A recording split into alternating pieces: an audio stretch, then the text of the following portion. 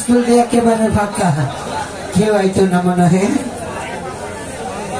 এই যে আপা আমার মনে তো আসি আছে, আমার কোনো আসি নাই। এই তুমি এটা করিল না বুঝছো, আমার মন খুব খারাপ। তোমরা এত তো মানুষ, আমার একটা দুস্থ আছে, এটা আইতো না স্কুল। এই যে টাইপ দিয়ে দিছি সবাই জন্য জি স্যার জমাইবেন না। বসো বসো, সবাই বসো। স্যার আমার মনে অনেক ভারী। হ্যাঁ, কেন কি হয়েছে তোমার? কি হইব, এক রাইতে দূরে খেলা যদি শুরু করি এর সংখ্যা অনেক, আমি একলা পারতাম না। পারবে না? হ্যাঁ, তাই বলছি তুমি এখানেই থেমে থাকো। আচ্ছা, আজ একটা পড়া তোমাকে দিচ্ছি। কি পড়া? মানে সবাইকে দিচ্ছি। আমি যা বলবো তোমরা সবাই তাই বলবে। আচ্ছা বলো, একে চন্দ্র। একে চন্দ্র। কি পারবে না? আর কি জোরে কর। একে চন্দ্র। একে চন্দ্র। চন্দ্র। দুয়ে পক্ষ। এটা কইব। হ্যাঁ, তুমি বলো, দুয়ে পক্ষ। তিনে নেত্র। চাইরে বেশ। আচ্ছা, এই পর্যন্তই থাক। কিন্তু একটা কথা, কি? তোমরা সবাই তো স্কুলে এসেছো, কিন্তু রহিম কোথায়? এই যে দুঃখিত আমি মরি, এই বেরিবের মাইলানির ফুট, কই ভাইব জামা, কই ভাইব গুড়া, এগুলো ভাইতো না রাইতো না। ওয়ালাইকুম আসসালাম। কত বড় গুড়া দেখছো বাবা রহিম, তোমার মতো ছাত্র স্কুলে না আসলে কি আমার ভালো লাগে? আজ তোমাকে খুব খুশি খুশি মনে হচ্ছে। এ স্যার, ফের গুড়াটা করলে একটু দিতাম, দৌড়াইতাম। খাবে না? আরে পারবো। আরে চন্দ্র, পারবে না? আমার গুড়ার বইটা, হ্যাঁ আসলে আমি হচ্ছি গুড়ার বইটা। ওহো, আচ্ছা আচ্ছা, সত্য কথা মুখ দিয়ে বেরিয়ে গেল। আরে যে গুড়াকে ঢুকবো ভাই। হ্যাঁ, তুমি ভালোই বল। তোমার ঘোড়ায় উঠা চলবে না, কারণ গুড়া বেঁধা করবে তো লাঠি মারতে করবা কি? ওহো, আচ্ছা আচ্ছা, তুমি ঘোড়া চালাতে জানো না। কিন্তু বাবা রহিম, তোমাকে একটা কথা বলবো। আচ্ছা, তোমাকে উড়িয়াবাজ ঘোড়া আর এই সুন্দর জরি জামা কে দিয়েছে? উড়িয়াবাজ ঘোড়া দিয়েছে ব্যবসাটা, আর জরি জামা দিয়েছে আমার দিদি। কাজে মিশা কথা। চুপ। এই যে কিশোরগঞ্জ থেকে সাইফুল ভাই আইছে, সাইফুল ভাই আমার সঙ্গে ঘোড়া লই যেতে আইছে। বেয়াদব, তুমি কিছুই জানো না, এত দূর থেকে ঘোড়া আসবে কি করে? আরে সাইফুল ভাই আইছে তো ঘোড়া দাও। আচ্ছা, তাহলে তুমি বলতে চাও তোমাকে উড়িয়াবাজ ঘোড়া দিয়েছে ব্যবসাটা, আর জরি জামা দিয়েছে দিদি। তোমার দিদি। কিন্তু বাবা রহিম, আমার একটা জিনিসে সন্দেহ হচ্ছে।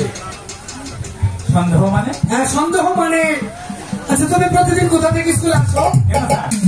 আমি মাসিমার বাড়িতে স্কুলে আসছি। ও, শ্যাম। ওই যে মাইলানির ব্যক্তি। আচ্ছা, তুমি কোনো কথা বলবে না।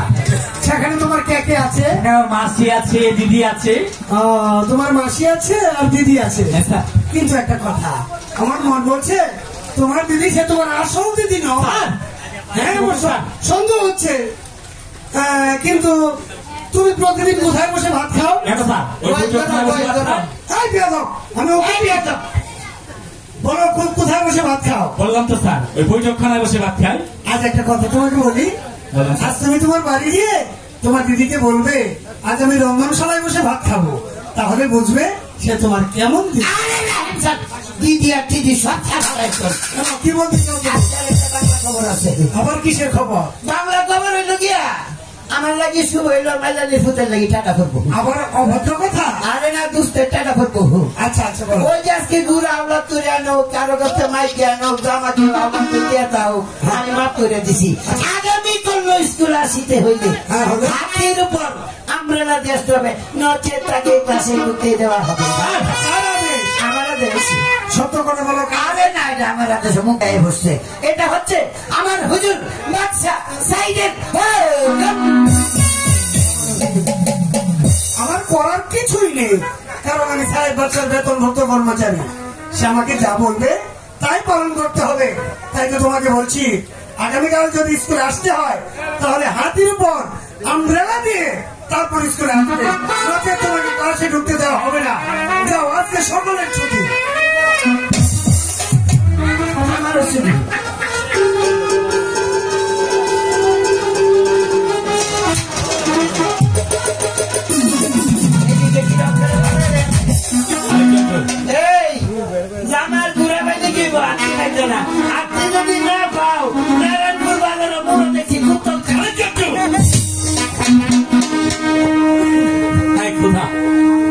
বুঝতে পারছি না।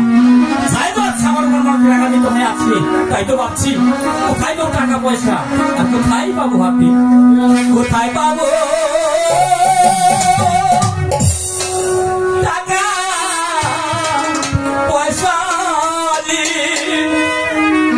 ওই আল্লাহ কোথায় পাবো হাবিরে আমার আল্লাহ আল্লাহ।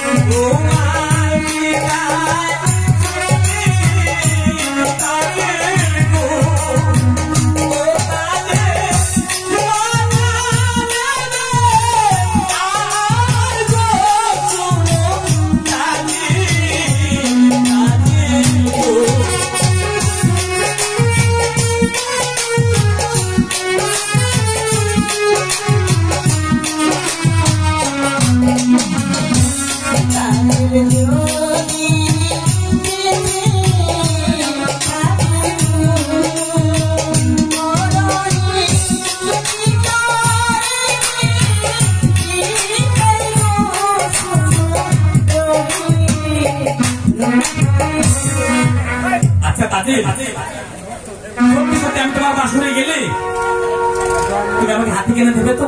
হ্যাঁ দেবো। কোনদিন ফাঁকি দেবে না তো? না দেবো। তাহলে তুমি 1 থেকে 3 সত্যি করে বলো, তুমি আমাকে ফাঁকি দেবে না? দেবে না? দেবে না? ঠিক আছে।